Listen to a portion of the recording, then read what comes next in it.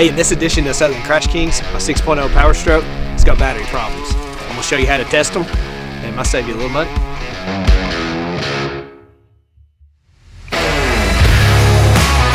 Alright, so behind me is a 2004 F350 6.0 Powerstroke. So I bought this truck over a decade ago, and this has been a great truck for me. It was originally a flooded truck, and I rebuilt it, and I just had hardly any issues with this truck. But with this particular truck, these 6.0 Powerstrokes are hard on batteries. Like clockwork, almost every 2 years I have to put batteries in this truck. Normally, it's the first cold snap of the season, and here in Tennessee, we just had that this past weekend. Truck's running fine, turned it off, weather got a little cold, let it set for a couple days, went to start it, slow cranking. You guys have probably experienced that exact same thing. So anyway, so when you go to your local auto parts store, they're going to say, hey, well, you need to replace both batteries. And sometimes that's the case, but sometimes it's not the case. So actually, the battery that's closest to the starter, which will be the passenger side, that's the one that fails most often and first. So a lot of times the driver's side, you can get a little bit more time out of it. But today I want to show you actually how to isolate these batteries and test each one individually. And it might, like I said, it might save you a little money. If your budget's a little tight, you may only have to buy one battery. Now, one thing also that drives me nuts about these 6.0 Powerstrokes is the alternator does not charge as soon as you start the truck. So the truck has to run for maybe a minute, maybe a little more before the alternator kicks in. So if you have weak batteries, what's going to happen is you're going to deplete those batteries when you're cranking. Once it starts, it's going to run with low voltage, and you could very easily fry your FICM power supply, so that's your injector computer, or you could fry your alternator because it's having to work super hard to get those batteries charged back up. So either way, not a good situation, and you want to keep good batteries in there. So let's go ahead and check these batteries and see if both of these are bad or if it's just one. All right, so on these Powerstrokes, this is your right side battery. It's the easiest one to change. And if you move across over here to the driver's side, there's your left side battery. It's got a cover. It's got to come off if we have to change it. First thing you want to look for is any heavy corrosion on the terminals. Those are looking pretty good.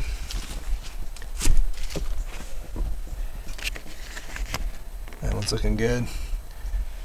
And we got a little bit of corrosion there. Not terrible though. So now, let's isolate the batteries and test them. Alright, so to test the batteries, you need an 8mm socket, and you need one of these testers here. More about this in a second. But to test the battery, you need to isolate it from the other battery. So we're going to go ahead and just take the negative battery terminal off of this driver's side battery. And we're going to pull it back and set it out of the way. Alright, so to test the battery, you need one of these testers here. You can pick these up online for $30–40. I've got several different brands and models, but this one I like the best. It's a V311B. And this one is going to test the battery for us as well as check some other things. But let's go ahead and hook it up and see what we got here. As soon as you hook it up, if your battery's good, it's going to power on. And we get to where you can see it. So we're gonna click on this battery one. It does some other things we'll talk about more in a minute, but let's click on this battery one. And it says a quick test or standard test. We're probably just going to do a quick test. It says turn off engine and all appliances. Didn't know cars had appliances, but we're hitting OK. Alright, so next you want to put in your cranking amps for your batteries. You can find that on the side of your battery. It'll have a number and then say CCA for cold cranking amps. So this battery actually is 750, so we're just going to leave it. And it's going to test it. And so, okay, so this thing is now sensing that this battery is a little weak. So it's asking, are you testing it currently before you charged it or after you charged it? And so we have not charged this battery, so I'm going to put before charging. All right, so it's saying the voltage is 11.95, so it's a 12-volt battery, so it's a little low, but not terrible. The rated cranking amps is 750. Cold cranking amps, that's what we inputted. It measured 695 cold cranking amps. So as the battery ages, it will, the cranking amps will lower on it.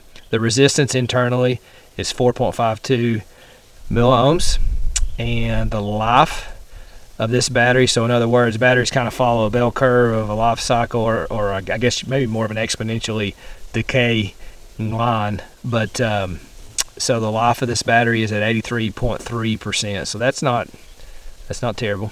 But the state of charge is at 42%.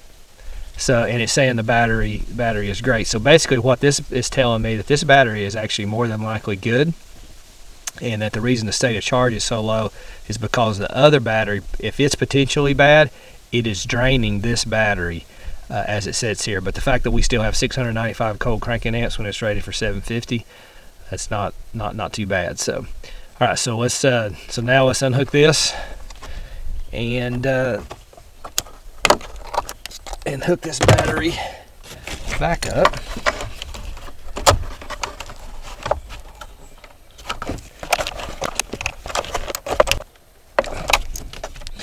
All right, let's go to the other side. All right, so now we're over here on the right side. This is the battery closest to the starter. You can see that goes down to the starter. This runs over to the driver's side battery. Driver's side battery basically feeds the power to the interior of the truck, some of the fuse boxes and stuff, but this battery is the one that's connected to the starter. I mean, they're both in parallel. But anyway, this one right here is the one that gets beat up the most during cranking. So we've got this battery connected.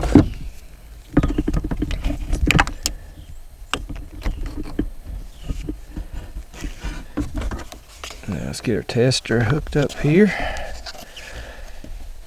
Alright, so we're going to hit the battery again. Quick test. Turn engine off and all appliances. Appliances are still off. 750 cranking amps, testing. And again, this is before charging. Okay, look at here. So voltage 11.87, rated 750 cold cranking amps, measured 67 cold cranking amps. So this battery is hardly doing anything. Look at the resistance rating, 42.69. So something has happened inside this battery with that cold snap. Life of the battery, it's at 0%, state of charge 38. So this battery has failed on us, and this one is the one that needs to be replaced. So in this particular situation, we can save a little money, and we do not have to replace that driver's side battery. So let's get the battery changed. All right, to change this side battery, we'll of course take the positive terminal off, and then there's a little battery retainer bracket down in there that we got to take out. So you'll need a 8mm socket and an extension. If you still have your other battery connected, be sure and don't let this touch anything metal.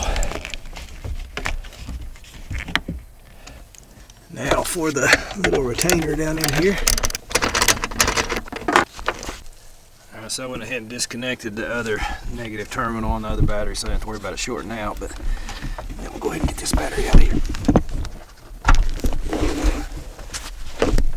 Alright, so here's our old battery against our new one.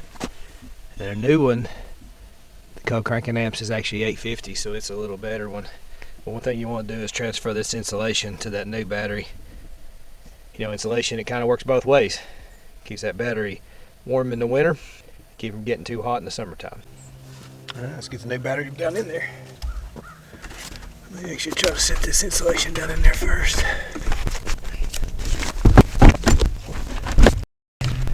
Alright, got it under that back lip. Okay, so depending on if your terminals are dirty or not, you may want to clean them. Get you one of these. This will clean the battery post. Since our battery's new, we don't need to do that. And then the center part, you can put up inside like that and twist, and it'll clean it good. So this one actually does need clean, so I won't do that.